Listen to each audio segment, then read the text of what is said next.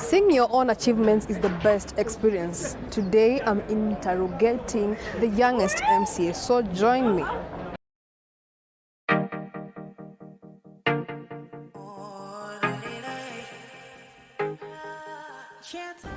Welcome once again. Today, I'm joined in with Tony Blair Onyango. He wears many hats. He will reveal to us what those hats mean. So, Tony Blair, welcome so much. Thank you very much. First things first, who are you and how do people know you, or how do you want people to know you? Okay, as usual, my name is Tony Blair Onyango. I'm a student at the Technical University, a school representative for the School of Electrical Electronics, and also the incoming member of County Assembly for Landimoy Ward. I'm the firstborn in a family of 5, and I think that will do for now. Yeah. A patriot, a law-abiding citizen of this republic. Okay, now speaking of being a candidate of the MCA Landimoy, what really moved you to vying? Yes, so many things. Number one, when I looked at the kind of leadership that we have currently, I was not satisfied. So I decided to stand up and to provide a better alternative for the people of Landimoy. I grew up in a slum, so I resonate very well with much of the challenges that are experienced in Landimoy, because Landimoy Ward is predominantly a slum area. Yes, there are challenges to do with sanitation. People still pay 10 shillings to use dilapidated toilets. So those are some of the things that made me take the mantle and to decide to vie for the position of member of County Assembly. Yeah. Okay, now speaking of which, you're still a student, right? Yes. Just taking you back, didn't you think it's still too early to vie for that MCA seat since you're still a student? Yes, actually I thought it was too early in the initial stages, but when I checked in the constitution, it clearly states that any person above the age of 21 years is actually allowed to contest, so long as the person or the candidate qualifies, depending on the set of qualifications set there. So being a young person, actually, now that I'm even a leader at school, I decided to take up a greater challenge, because I was getting a lot of calls, especially from the students, based on the way I am serving them, even as the school representative. They wanted me to represent them on a higher level now, which to me, I had to choose now the lowest level of leadership which we have in this country. That is the position of the member of County Assembly. So based on that, I decided to, why not try it? Because I feel that leadership is something that somebody is born with. And regardless of the age of the person, somebody will still do tremendous change, even at a very young age. So I have taken it as a challenge upon myself to try it and to compete other elder guys. Yes. So let me assume that in the aspirant, the candidature number, you're the youngest, right? Yes, most definitely. And how challenged do you feel being the youngest? Yes, number one, there's the issue of questions emanate, especially now that we have leaders who've been there before, and the evils that all those leaders have done, you now have to own them, even as you're coming in. People would ask you whether you are married or not. People would ask you whether you have a home. Then there's also the challenge of finances. As a young aspirant, you have the challenge of finances. You know, campaigning is an expensive exercise. So it really is a challenge when you have to maybe commute within the ward, buy a few posters, especially for popularity and all stuff. So it's been a challenge, but still the same, we are trying with the little that we have, and we are actually overcoming it. Yeah. Speaking of the little that you have, what is the source? Yeah, the constitution says there are very many avenues of raising funds towards campaigns. There's number one, there's fundraising. I actually did a fundraiser within the time limits that were set by IBC. There's also the support from friends that I've been receiving. Then I've been able also to crowdsource from a bit of family members, and we are doing well. I can say we are doing well. Yeah. Oh, so you have a great support from both corners, on all corners. Are you a party candidate or an independent candidate? I am a party-nominated candidate. Which party are you vying for? Mandeleo Chap Party. Now, how were you nominated, or how did you get to that? It was actually a very hard task. At first, I had to evaluate through a wide range of parties to contest on. Of course, there are so many parties in the country, but I chose Mandeleo Chap especially for my own personal growth. Maneuvering in these big parties proved to be a very difficult task.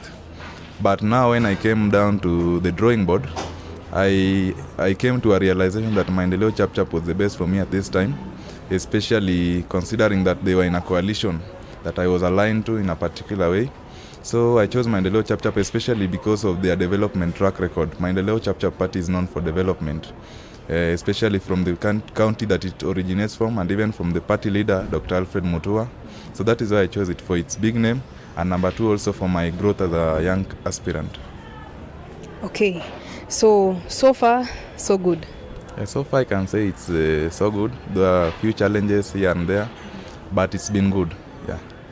Now, since you ventured into the politics, the outside politics out of school, now what are your biggest challenges? Since you've mentioned there are some challenges, what are your biggest fears and challenges?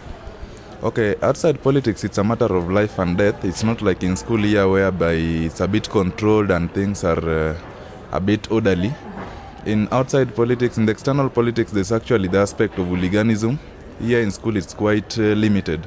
But outside there, you meet all kinds of people, all kinds of personalities, and sometimes you even have to, sometimes you are even afraid for your life. Because even for the party ticket, it's a matter of life and death. And even other candidates kill one another. We had an incident in Kisii County where an ODM aspirant was killed over the night just because of the same issues of party tickets. So it's difficult. Number one, there's the issue of security. Then, as I said earlier on, the issue of finances. You need a lot of resources to campaign and even to get the party ticket. And with the issues of corruption in this country, there are other parties that you even have to pay to be awarded the ticket. Yeah, so it's quite different from this campus politics whereby it's controlled and like there's a bit of order and things are done in like a prescribed form. Outside there, there's a lot of chaos, a lot of corruption involved, and also threats. But I would say for me it's been quite easy. I've not had threats so far, but we are still very vigilant, prepared. Okay, let's hope you'll overcome those challenges that come with it.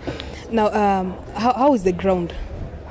The ground is not easy, it's not difficult, but we are somewhere. Our strongest, we have my race is not like a two-horse race like the one we have in the presidential election.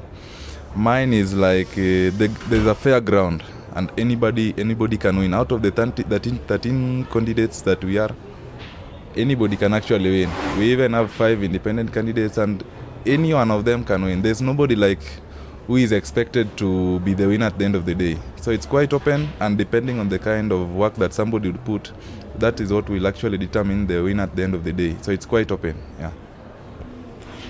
Just to make our viewers and also me to understand, who are the majority, the residents in that Landimawe area? Okay, the Landimawe majorly consists of the young people, but most of these young people are not registered as voters. And that one was actually revealed by the report that was released, I think 2 days ago by IEBC, that 60% of our voters today in the voters registers are actually elderly people. So it actually raises a question of why young people are not registering as voters. So it's the same situation in Landimawe ward.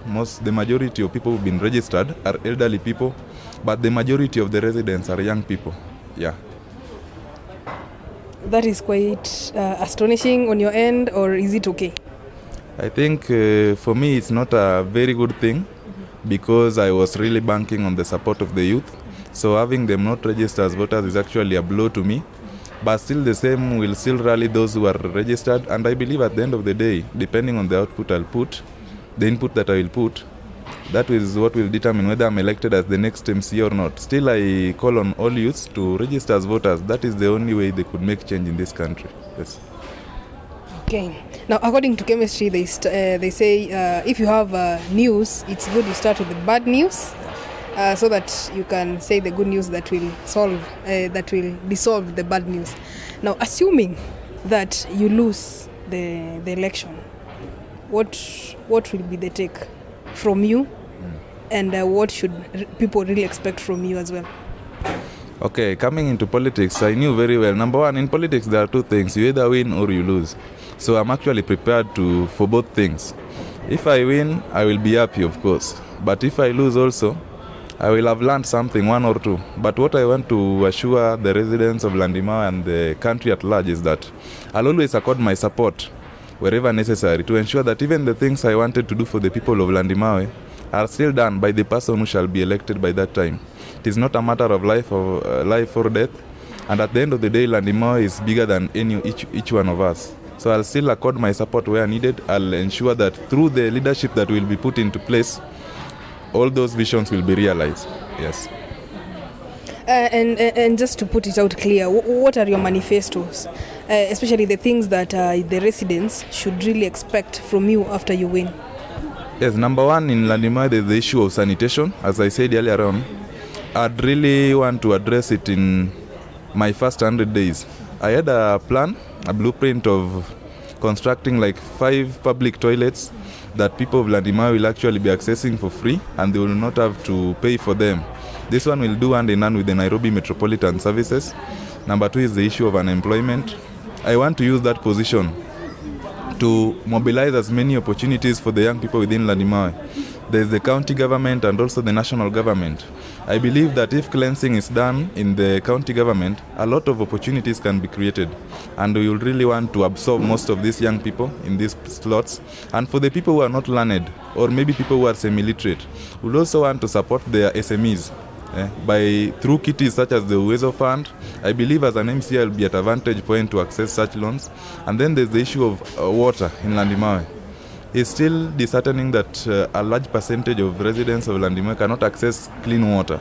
So I'd really want to work with the Nairobi Water and Sewerage Company to ensure that we have at least access to clean water in most of the households. I cannot promise all of the households, but most. Yes.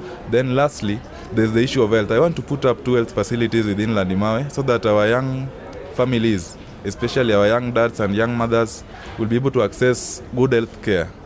And they do not necessarily have to go to the capitals, the CBD. You see, I want to bring healthcare close to them.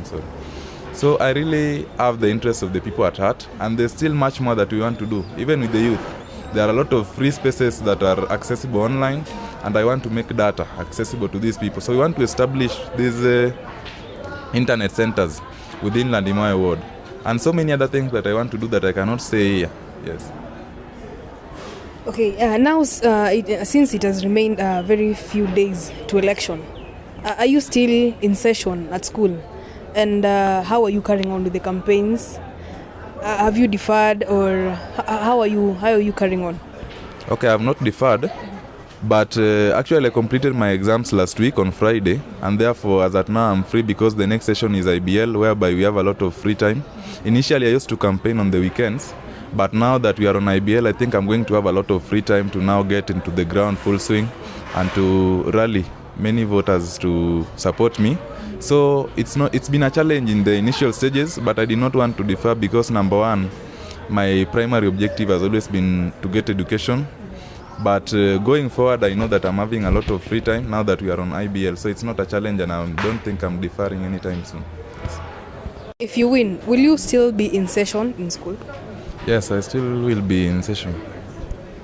Okay, now just wrapping up, what's your parting shot to any young person that is trying to vie, or rather has an initiative of getting into politics but is afraid of? What is your parting shot to them? Yes, what I'd say to any young person outside there, especially the young people, is that number one, there is your vote. Your vote is like a rifle, and the owner of the vote determines its usage. So use it well, and if you're a young person trying to make your ways and trying to be a leader in this country, still keep pushing on. It's not easy, especially because of what our forefathers gave us, but you have to push harder. Don't give up if you really mean well for this country, because a revolution is imminent in this country, and the youth of this country have the future of this great continent on their able hands. So keep pushing and go out there because you want to help this country, but not because of your own selfish interest. Yeah. Thank you so much, Tony Blair, for your time. It's been a pleasure. Thank you for having me.